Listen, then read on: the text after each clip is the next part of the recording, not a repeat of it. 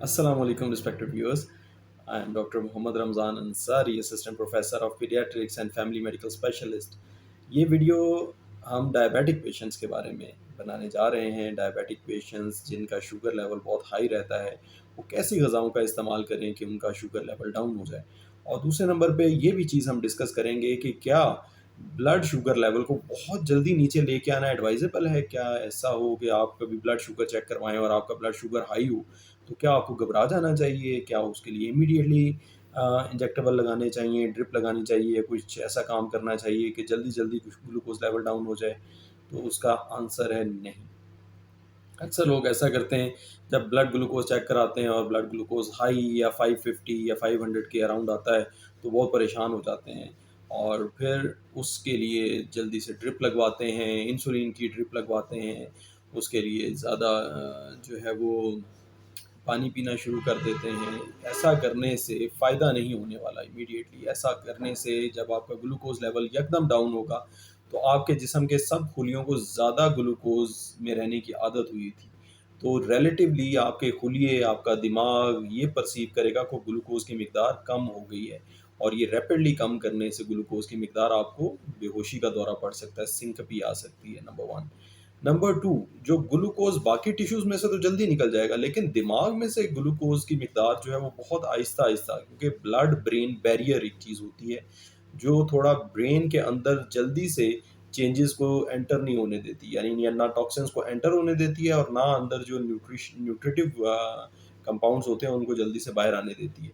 तो जब आप रैपिडली ड्रिप लगाएँगे, तो ग्लूकोज़ अंदर होगा और उस वो ग्लूकोज़ तो बाहर इतना जल्दी नहीं आएगा ब्रेन से, लेकिन उसको क्योंकि गाढ़ापन होगा पानी में जो दिमाग के अंदर होगा, जो खुलियों के अंदर पानी होगा, प्लाज़्मा होगा, वो गाढ़ा होगा, तो उसके अंदर पानी भरना शुरू हो जाएगा और वो स्वेल करना, ब्रेन स्वेल करना, ब्रेन की इन्फ्लेमेशन होना शुरू हो जाएगी। इस सूरत में भी झटके लग सकते हैं, इस सूरत में भी बेहोशी आ सकती है या कॉन्शियस लेवल डिरेंज हो सकता है या मरीज़ जो है वो ऑल-फॉल बातें करना शुरू कर दे सकता है। खाना क्या खाएँ, किस तरह की चीज़ें खाएँ जो कि ग्लूकोज़ लेवल को कंट्रोल रखें?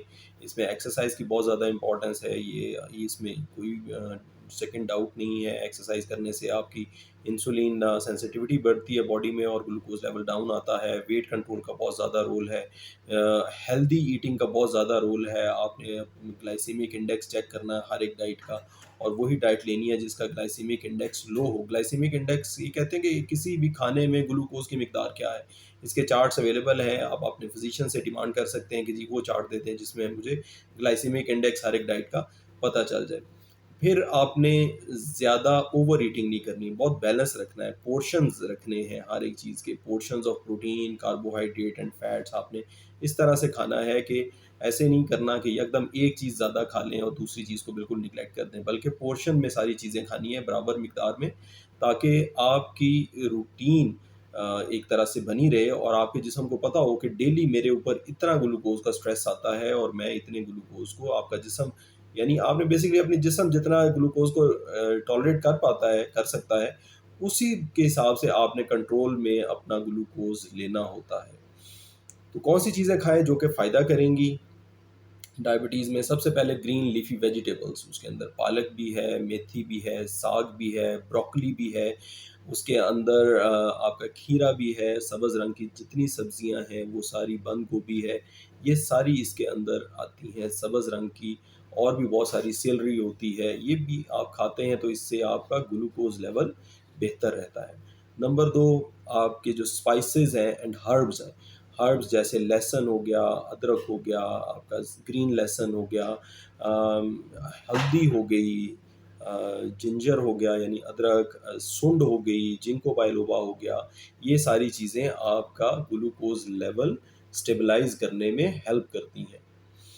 फिर जितने भी मसाला जात हैं, ये भी हेल्प करते हैं, ये क्योंकि पित्ते की और पैंक्रियाज़ की सेक्रीशंस को रिलीज़ करते हैं, तो इस वजह से ये भी फ़ायदा करते हैं आपका किसी हद तक। लेकिन आप बैलेंस ऑफ, ये ट्रिक है हर एक चीज़ को अच्छी से इस्तेमाल करने का, बैलेंस जो है ना वो की वर्ड है। अगर आप बैलेंस में नहीं खाएँगे, ज़्यादा खाएँगे, तो उसके साथ आपको मैदे की तज़ाबियत होगी और आप एक नई बीमारी के अंदर फँस जाएँगे। सिनेमन का इस्तेमाल बहुत फ़ायदेमंद है इसके अंदर। फिर थर्ड नंबर पे आते हैं, फर्स्ट नंबर पे आ गए green leafy vegetables, second number पे आ गए आपके herbs and spices, third number पे आ गए आपके जी फ्रूट्स एंड वेजिटेबल्स। उसमें तमाम फ्रूट्स, तमाम वेजिटेबल्स शामिल हैं एक्सेप्ट दोज़ जो बहुत ज़्यादा मीठे होते हैं या जो बहुत ज़्यादा मीठे और जूसी होते हैं, जिनमें दोनों एलिमेंट हो, यानी वो मीठे भी हैं और जूसी भी हैं। तो वो आपको इतना फ़ायदा नहीं करेंगे, उनसे ग्लूकोज़ लेवल रैपिडली इंक्रीज़ होगा। जैसे अंगूर है, जैसे तरबूज़ है, जैसे खरबूज़ा है नरम। आप नरम चीज़ें कम खाएँ, आप सख्त चीज़ें जो हैं वो खाएँ, तो उससे आपका ग्लूकोज़ लेवल ज़्यादा बेहतर कंट्रोल रहेगा। फिर नट्स, ग्रेन्स एंड बीन्स का इस्तेमाल। उनमें क्या-क्या चीज़ें आती हैं? हमारी सारी दालें उसके अंदर आती हैं। लोबिया आता है, चने आते हैं, उसके अंदर फलियाँ आती हैं, हर तरह की फलियाँ आती हैं। इसके अंदर आपका किडनी बीन्स, बड़े वाले जो बीन्स होते हैं वो भी आते हैं। इसके अंदर ड्राई फ्रूट्स आते हैं आपके, जैसे मूँगफली है, जैसे वॉलनट है, जैसे बादाम है, काजू है, पिस्ता है, चिलगोज़ा है। ये चीज़ें इत्तेदाल के साथ, ज़्यादा मिकदार में खाने से फिर भी नुकसान होगा। ज़्यादा मिकदार में कोई भी चीज़ खाने से आपको फ़ायदा नहीं होने वाला है। जो ग्लूकोज़ के पेशेंट हैं, उनको हमेशा अपना डाइट प्लान बनाना पड़ेगा और उनको हर एक चीज़ डाइट के हिसाब से खानी पड़ेगी और नेक्स्ट डे पे रीथिंक करना पड़ेगा कि कौन-सी चीज़ मैं ज़्यादा खा गया जिससे मेरा आज नुकसान हुआ। और रेगुलर इंटरवल पे जब आप चेक करेंगे, हर खाने से पहले, हर खाने के बाद ग्लूकोज़ लेवल चेक करेंगे, तो फिर आपको उसका अंदाज़ा हो जाएगा कि कल के दिन में मैंने क्या चीज़ एक्स्ट्रा खाई थी, क्या कम खाया था, किस तरह से मेरा ग्लूकोज़ लेवल अच्छा कंट्रोल रहा था। और इसके लिए अभी डिवाइसेज़ भी अवेलेबल हैं, ऐसी डिवाइसेज़ अवेलेबल हैं जिनका जो स्किन पीस है, वो स्किन का जो जो सेंसर होता है, वो स्किन के साथ लग जाता है और 15 से 30 दिन तक वो लगा रहता है स्किन के साथ। उसकी बारीक सी नीडल होती है, वो जिल्द से अंदर चली जाती है, वो आपको ज़्यादा चुभती नहीं है, दर्द नहीं करती है और 2 हफ़्ते तक वो वहाँ पे या 4 हफ़्ते तक वहाँ पे सेटल रहता है। आप अपना मोबाइल सिर्फ़ उसके पास लाते हैं, तो वो मोबाइल या वो वाली डिवाइस जो उसकी डिवाइस होती है, वो उसके पास लाते हैं, तो वो फ़ौरन बता देता है कि जो ग्लूकोज़ लेवल कितना है।